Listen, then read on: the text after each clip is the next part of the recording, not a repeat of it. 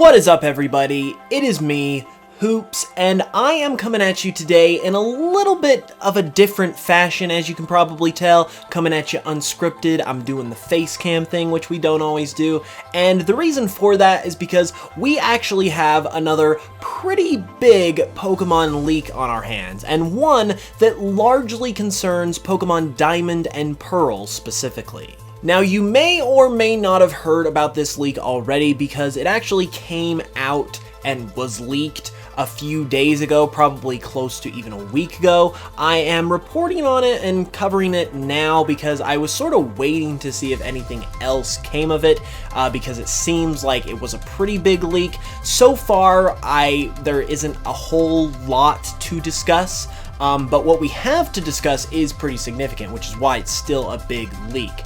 There probably will be more from this leak that comes about, so I will cover that in due time. But for now, since the dust has kind of settled, I wanted to give my opinion on what we do have for the leaks. If you're wondering where these leaks come from, basically it was just all anonymously leaked and uploaded to the internet, and it all comes from pretty much the same source that all of these leaks over the past couple years have been coming from, which is this giant, it's basically called the Giga Leak because it was just someone who got a bunch of beta information on a bunch of Nintendo games, and it's just slowly been leaking out over time, I guess, as they want to leak it. And today we got some more Pokemon Diamond and Pearl info, which is really cool because of, obviously, we're in kind of Sinnoh hype mode with the remakes coming out soon. And like I said, the stuff we have given to us through this leak is pretty significant, even if it's not a ton. So we're just gonna get into it because you guys know that's what I love to do, and I'm just gonna give you guys my thoughts on it and just discuss it in general. So let's get to it. So as I said, the content that this leak concerns is largely having to do with Pokemon Diamond and Pearl. And it's kind of an interesting set of content and leaked beta information compared to what we're usually used to, because this concerns a lot of early beta names of different things in Pokemon Diamond and Pearl, and more specifically, it concerns their English names, which is really, really interesting because you don't usually typically get a lot of beta English specific content as opposed to Japanese or whatever else. It's usually we get this kind of stuff in the form of beta Pokemon designs and things like that, or at the very least it's like Japanese from the original source. We usually don't get like beta English names a whole lot. So this is actually a newer type of beta cut content that we don't see all the time that is pretty fascinating, and it's especially fascinating in this case because we actually have beta English names for the starter Pokemon of Sinnoh: Turtwig, Chimchar, and Piplup. And according to this leak, which, like I said, is a leak of a beta build of Pokemon Diamond and Pearl, at some point during the development, I believe this is from a December 2006 build, if the information I have seen is correct, which basically means it was after Pokemon Diamond and Pearl came out in Japan, but slightly before the English game came out in April, because back then the localizations were delayed as far as the various releases. So it was shortly before the game came out, but still several months away, which would explain why these names are kind of still in the beta stage. And the names of these starter Pokemon, as you can see on the screen, are Sprouttle, which was the beta name for Turtwig, Scorchimp, the beta name for Chimchar, and Plupil, the beta name for Piplup. And yeah, this is just really interesting in general, obviously because they are all starter Pokemon. I also need to give a shout out to LuTube over on Twitter because these images are courtesy of him. He was the one that I guess threw these up onto Twitter, so shout out to him for making these more readily available. But yeah, like I said, it's very, very interesting to see an English beta name because it's not something we get to see a whole lot. And the interesting thing about these names is that they all very much sound like they're like fan-made names. Like I very much feel like like Sprouttle in particular sounds like a name that a fan would give to a grass turtle Pokemon. And so these probably were just like beta, I mean, they are beta names, but they probably were earlier names that they went with. They were probably the first solid names that they came up with, or maybe like second or third or something like that.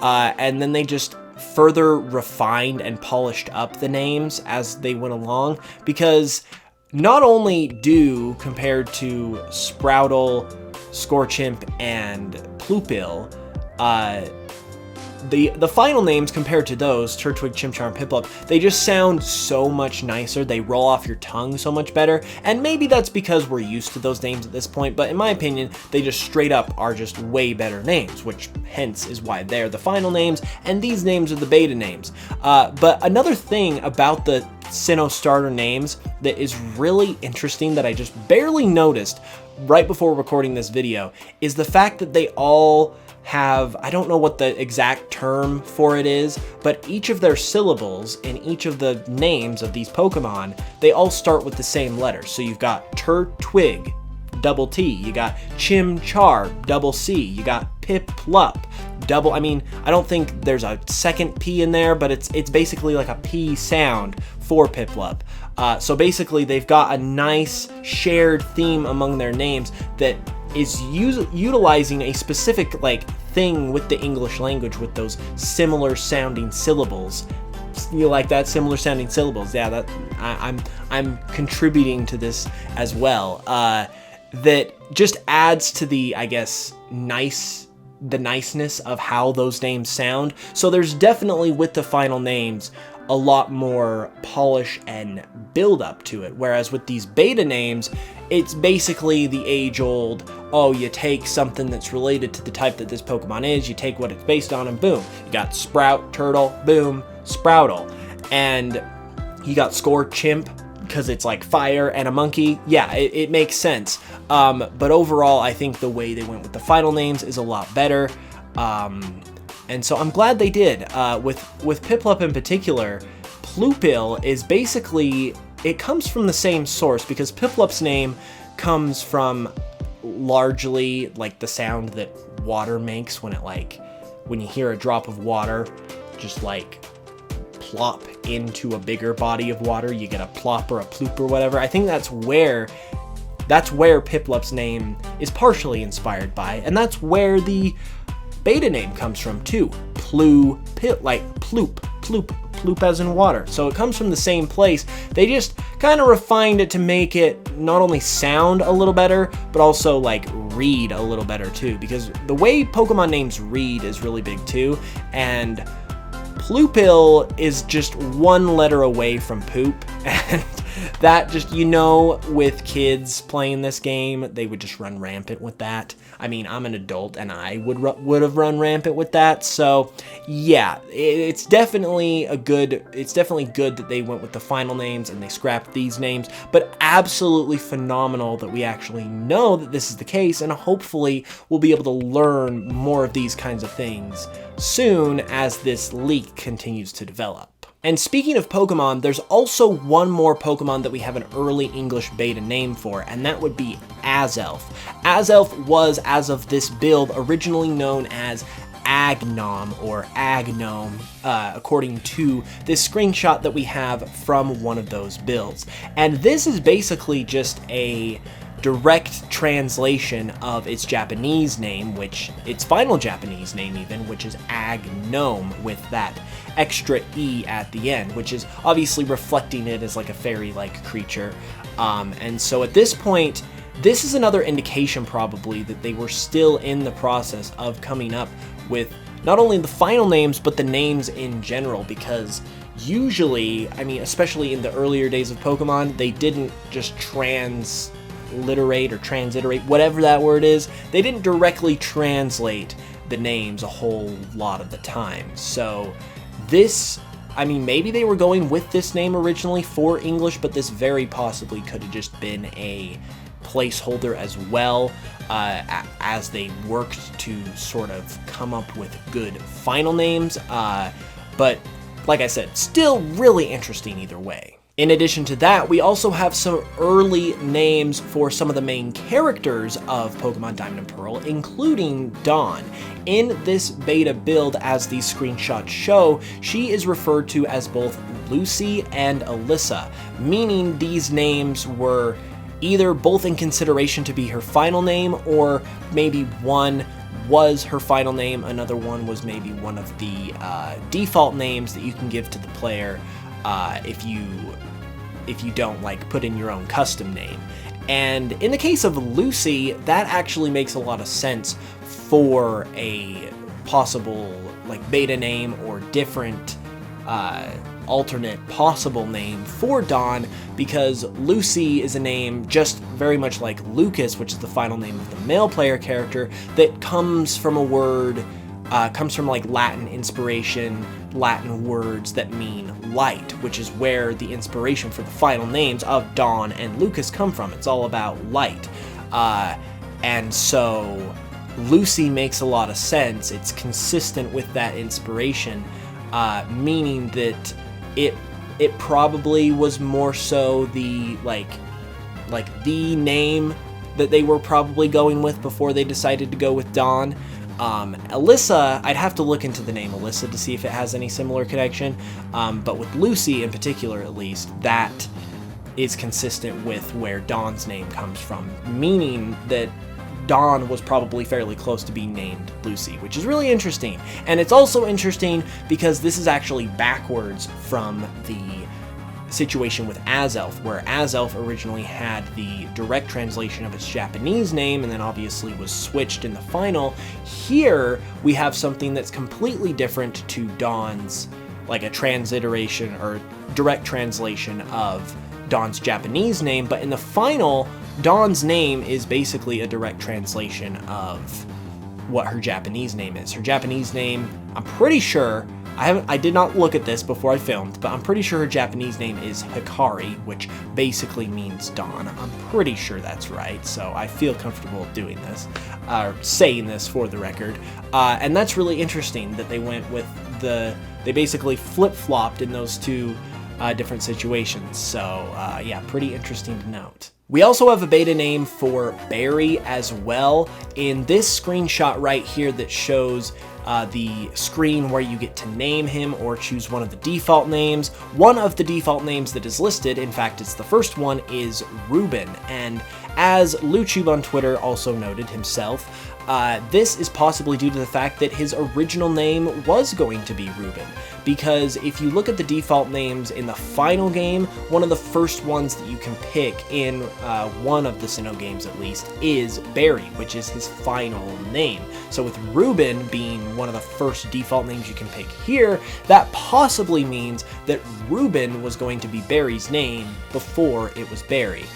Which once again is very, very interesting, and we would be in a different world if Barry was known as Ruben, that's for sure. And one more final English beta name that we have so far from this leak concerning Pokemon Diamond and Pearl is an early name for Snow Point City. According to this header map image that we have from this beta build of Diamond and Pearl that was leaked, Snow Point City was originally going to be called Tipton City, apparently, which is even more so indicated by the fact that this city has the subtitle City of Snow, which obviously would point towards this being Snow Point City.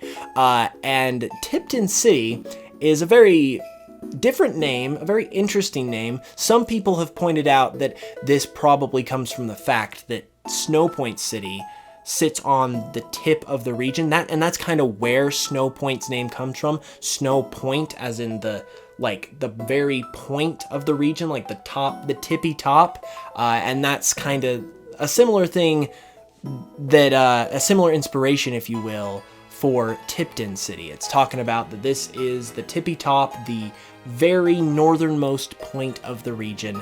And so it's kind of interesting that this was an early name that they decided to go with, especially because it is, I mean, like these other names, it has a similar inspiration. They share the same inspiration essentially, but it just comes off, it sounds so much different to the final names. And I think is once again indicative of the fact that these were beta names, because they knew the direction they wanted to go with the names, but they hadn't really just finalized them and polished them up to the point to where they could actually kind of be proper final names for the cities, towns, Pokemon characters of a brand new Pokemon game. So those are pretty much all of the beta English names for Diamond and Pearl that we have from this leak so far, but there are a couple more smaller things that I did want to share that also come from this leak as well. This information comes courtesy of Nintendo Life and has to do with both Pokemon Diamond and Pearl as well as a scrapped Pokemon game that was intended to be released during the DS era. According to Nintendo Life, the point in time that all of these leaks come from and the documentation that was leaked about these various Nintendo games mentions that online play, which was first introduced in Pokemon Diamond and Pearl, wasn't actually for sure going to be included in the games and was only a, quote, consideration at that point, which is really interesting because obviously that was a huge thing for Pokemon Diamond and Pearl. I also imagine that and from what I've heard just reading interviews and things like that, that online play was a big motivating factor for these games because they just knew that that was the next step in terms of trading and battling and things like that with where technology was at. So the fact that it was only a consideration at one point, that kind of leads me to believe maybe they weren't sure if they could actually pull it off, because it did seem they were pretty intent on actually going forward with it, so maybe that side of things was a bigger task than maybe it might seem in terms of actually integrating it into the game. And finally, concerning this scrapped Pokemon game that was also intended for the DS, it turns out that there was originally plans for another Pokemon Pinball game that was going to make its debut on the Nintendo DS. We got a Pokemon Pinball game on the Game Boy Advance that did actually come out, but it looks like there were plans to continue that series on the DS, as a scrapped Pokemon Pinball game was found amongst the various documents of this leak, and apparently, according to Nintendo Life, it was going to come out in 2006 and was also going to have Wi-Fi support. The reason for its cancellation is unknown at this time, but it's pretty interesting because we don't really get information about just Pokemon games that are scrapped entirely a whole lot. There are only a small handful that we know for sure were absolutely in existence and absolutely were cut. So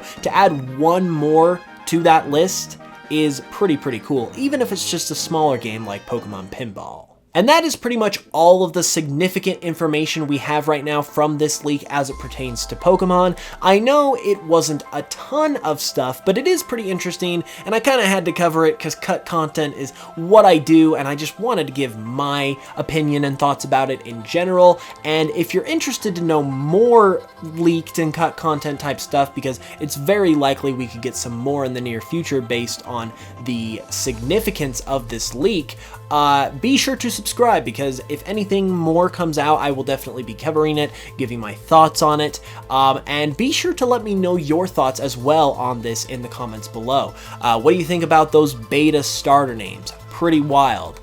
With that said though, thank you guys so much for watching. I really appreciate it. I'll be back very soon with another video, and until then, as always, I love you guys very much. Thank you for watching, and I will smell you guys later.